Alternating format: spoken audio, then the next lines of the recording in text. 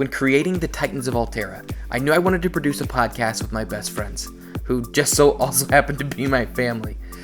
This week, I sat down with my wife, Kelsey, to talk about her character, Joan Stormcrown. Hello, wife. I'm really glad you're here. Yes. So, I think a lot of people would be like afraid to Dungeon Master for their wife. Knowing me, yes. Yeah, but I'm not. I'm really excited because you're not really afraid of much anything except for the dentist. Yeah, and I don't think, and I've seen you as a player character for like 3 years in the Sneak Attack podcast, and so, I know that you are the DM's best friend when it comes to player characters. So it's true. So I follow the path laid before me. So I'm not worried about any issues we'll have Dungeon Master. I mean, if you kill me, we'll have some issues. Oh yeah, but yeah. I know that. Okay. And I know a lot of these answers, but I want you to answer them for the people watching. For the people. Yeah, for the people. Tell me a little bit about your first experiences with Dungeons and Dragons, what that was like. Like actually playing it or just hearing about it? Both. Tell me like where'd you first hear about it, and how did that change when you first started playing? So when I was 16, I was finally allowed to date, and I dated this guy, and he played Dungeons and Dragons, and I thought it was super weird. But you dated him anyway. He was really cute. Okay. And obviously that relationship didn't work out. For a lot of reasons that we don't need to go into. Thank goodness. To protect his privacy, we won't go into that further. But then when Josh and I were dating many years later, you were like, I'm going to start playing this game called Dungeons and Dragons. And I said, please never speak to me about it again. Like, he's not cute. I don't know. This might be a deal breaker, ladies. So you started playing, and I forbade you to speak about it ever. That's true. You did not follow the rules about not speaking about it. All the time. It was a point of tension. Not enough to break us up, but it was just really annoying. I have a picture of Steve Urkel in my mind when he kept trying to date, what's her name? Yes. And he would go, I'm wearing you down. You did. You did wear me down. So we got married. He still played Dungeons and Dragons, so it obviously wasn't a deal breaker, ladies. And I was home one night when you were playing with some of the guys, and I was like, well, I'll just watch. And had a couple glasses of wine, which makes everything go down smoother, including Dungeons and Dragons. And I thought, hey, this is kind of fun. It's like you're just storytelling. And then I fell asleep on the couch. And when I woke up, they were all gone. I said, hey, that wasn't that bad. And then you convinced me to play. Yeah. With Aaron and Eric. Yeah, was that your first game? My first real game, yeah. I told you I would only play if I was with people who I was comfortable with. Yeah. Yeah. I think I'd forgotten that was your first. I know it was their first games, but I didn't realize it was yours as well. That's awesome. And that was a fun game. It was a fun game. We didn't actually finish it, nope. But Reed told us how it would have finished, and it sounded really cool. Classic Reed. Yeah. Yeah. That was really fun. How did you approach building your first character? I mean, I think anytime I've built a character for most of my life, it's been the same person with different clothes on and maybe some pointy ears occasionally. It's basically been Katniss Everdeen. Okay. Every single time. Every time. Even before Katniss Everdeen was a character, I was building Katniss Everdeen. You were volunteering in my imagination. Every time. Yeah, for books that I was writing or times I was playing outside with neighbors, I was Katniss Everdeen every single time. Nice. So I think I kind of draw inspiration from heroines because I usually play a female. I don't always play female, but I usually play female. Draw my inspiration from heroines who I see myself in, but that I view as better versions of me, or heroines who have traits that I wish I was stronger in. Yeah. Because I'm a big fan of that strong female lead archetype, but that can look super different. there's not just one type of strong female. And so I've always played one type of strong female, just kind of accentuating different parts of that depending on what season of life I'm in and who I want to be in that moment and that kind of thing. So you have a pretty, like, fair grasp of the type of character you enjoy playing. Yep. And you make variations of that for different campaigns. Pretty much. Now, we were part of a 3-year-long campaign, the Sneak Attack podcast. Yep. You played a single character for 3 years. Yeah, because I don't die. You never died. Yeah. No, I don't die, Josh. Ever. You never go. I gotcha. I'm reading the subtext. Okay. There is no subtext. No, It's it's very text. clear. Yeah. So I don't die. I got it. Okay. I got it. Hey, we're good. We're good. Okay. We're good. No, but do you think it will be difficult for you to, having built such a 3-dimensional character that's so established, will it be difficult for you to kind of set that character aside and be this new character? Be Joan Stormcrown. I think to an extent it will be, but I think it's just because a part of me is in every character. I don't think I will necessarily think I'm having a hard time, but I wouldn't be surprised if listeners who've listened to Sneak Attack and are listening to this are like, that's something that Brenna would do. See some connections? Yeah, that's something that Brenna would do. Yeah, because it's something I would do. Like, yeah, it's my inspiration. I am my inspiration. Yeah. I'm not perfect. Neither are my characters, but I'm trying to draw upon my strengths when I'm building these characters. So, I mean, Joan and Brenna will have some things in common, but I hope to focus on different aspects of the strong female lead. Yeah. Or take it from a different angle. Yeah, and on the subject of Joan Stormcrown, can you tell us a little bit about her? Yeah. I'm going for the sage archetype, so she's going to be very knowledge-based. It's a human cleric. Yes, human cleric. Didn't know if you wanted that or not. No, that's fine. So I'm excited to play cleric because I've never played in a campaign where that's really been an option. And so I'm learning as I'm going. Most races and classes I feel like I'm pretty comfortable with, but this one I'm not. So it'll be an interesting journey as I learn, as I play.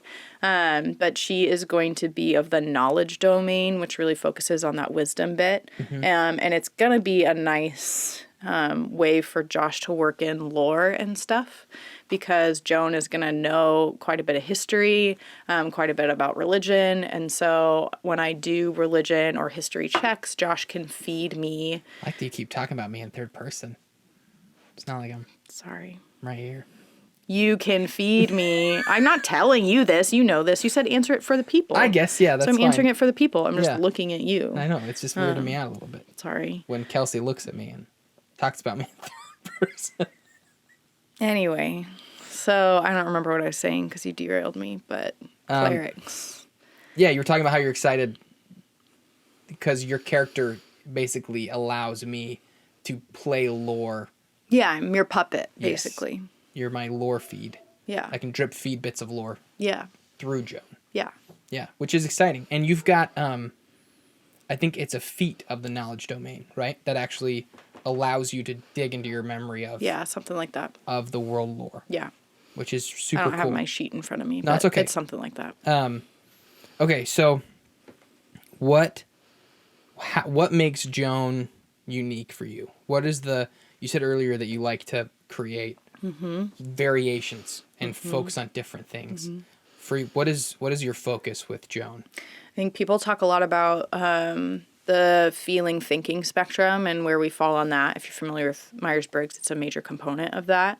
And all of my characters are very feeling characters because I'm a very feeling person. Yep. Joan is going to be more thinking. So she's going to tap into that logical, pragmatic part of me Yeah. instead of that, what would my heart say in this moment? It's going to be more about what would my brain say? What Okay. makes sense here? I like that. And that's something I've always talked about when referring to you, is how you have these two sides to you that seem constantly at war with each other. And then one day your thoughts will win and one day your feelings will win. It's because by nature I'm a very emotional person, but I was raised by a very analytical person. My mom is very logical and pragmatic and very non-emotional. My dad's emotional, but my mom was always the one to really dialogue with me through problems. And she would always push back and devil's advocate me. And so I have that inner monologue in my head now. So even though I'm feeling things really strongly in a moment, I hear my mom's voice in the back of my head giving me logic and go apologize to Josh. I don't know why my mom sounds like that, but Thanks, Pam. So I have a little Ricky in the back of my brain. And you know what my little Ricky says? do it. No. Oh. He says, "Don't be an idiot, Josh." That's like the Ricky I have in the back of my brain. Does it ever sound like me? No. Oh, good. You never. I don't think I can recall the last time you called me an idiot. You're not an idiot. Thank You you. just do idiotic things sometimes. That's our thing. Yep. That's what we do. Little dating tip for everybody here. You never call somebody stupid. Yeah, just what they do. Yeah, they just do stupid things sometimes. Don't attack the person, attack the action. So, Anyway. dating advice. Da-da-da. Tell me a little bit about I'm curious how you think Joan's going to interact with the rest of the party. We've got a halfling monk who's full of wanderlust, just curious and interested in what's going on around him, along for the ride, basically. We have a gnome wizard, tinkerer, who is a bit of a wild card, very much like follows her interest wherever that interest goes. And we have this stoic yet stubborn human fighter, military guy. How do you see Joan interacting with this party? Well, I'm obviously going to be the most important character out of all of those. Sure, yes, you will. Just kidding.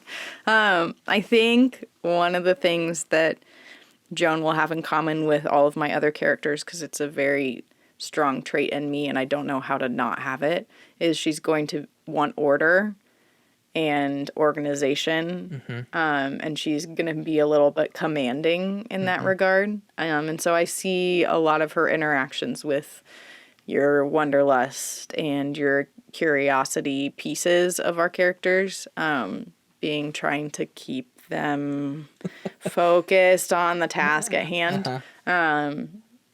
Encouraging creativity because she's all about ideas. Right. But also, can we channel that creativity into what we're doing right now?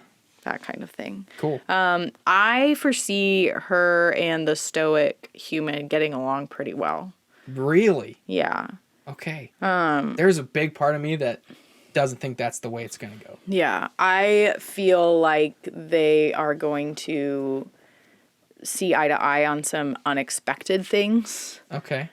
Which will, I think they're going to disagree. And when they disagree, it's going to be intense. But I think there might be a little bit of respect for each other in that disagreement because they're both very self-assured and stubborn.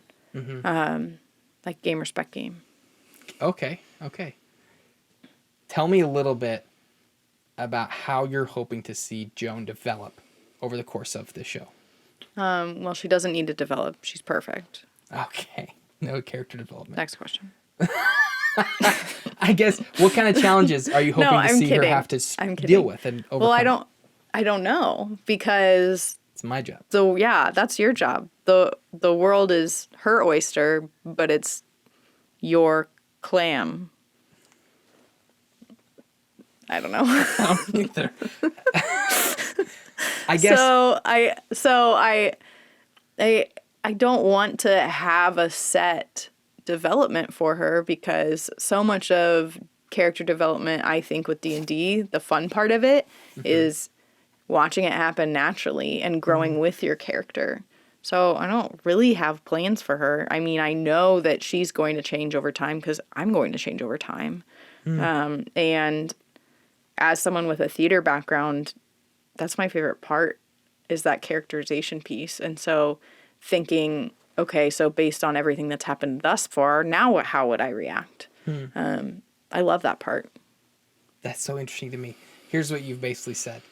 Your character is the most predictable character out of our entire party, but you as a player are the least predictable out of our entire party. I didn't say that mine was the most predictable. No, you didn't. But your character to me is the least wild card out of the bunch. Yes. Both Oh, okay. both Ricky and Aaron's characters are lawful neutral, which Yeah. means they're doing what they believe is right at all Yeah. times. Yeah. Aaron's character is, I think, chaotic good, which is chaotic. Mm-hmm. Your character, if I remember correctly, is it lawful good? No, neutral good. Neutral good. Yeah. Because I'm neutral good. Yes. And so you're all about knowledge and information, Yep. not about following the rule of law. No. It's all about knowing stuff. Yep. However you get that information. Yep. And being good about it. And being good about it. Absolutely. So I feel like I know your character will... I feel like I have a more grounded idea of what to expect from your character. Mm-hmm. But because you don't have a thought in your head about how you see Joan developing or the conflicts that Joan needs to face or any of that stuff, I actually have no idea. Like, I know like some conflicts that she's going to face, but I don't feel like revealing them now. Okay. I don't know how she's going to react with them until I'm in the moment and I'm role playing. That's why you role play. Awesome. I love that. I appreciate that. It's improv. I'm excited. And I think that... Yes, and. Absolutely. You're not the first person in these interviews to say that. Okay, last thing. Okay. What would you say is Joan's biggest blind spot? What's her biggest weakness? I would say when things don't go by the book. Curveballs. So whether that's she trusted someone and they do something out of character, it's going to throw her for a loop. When she thinks that something's going to go a certain way and surprise, it's not because the DM's a jerk. I mean, the DM's a very kind person who likes to throw a loop in things. You don't want to tell me this stuff because you're afraid I'm going to end up Yes. doing that. Yeah. You are manipulating me in this moment. No, I'm not. I don't think I am. I don't think Josh is manipulating Kelsey in this.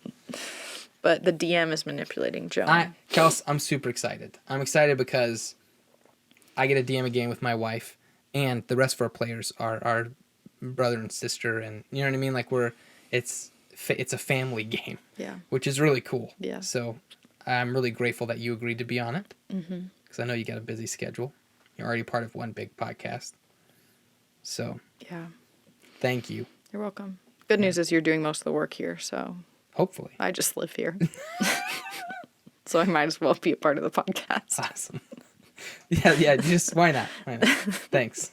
I'm glad that's how much intentionality you put into this. I really appreciate it. All right. Well, thank you for sitting down. You're welcome. And doing the interview. You're welcome. Love you. Yeah, you too. I thought you were going to say I know. I know.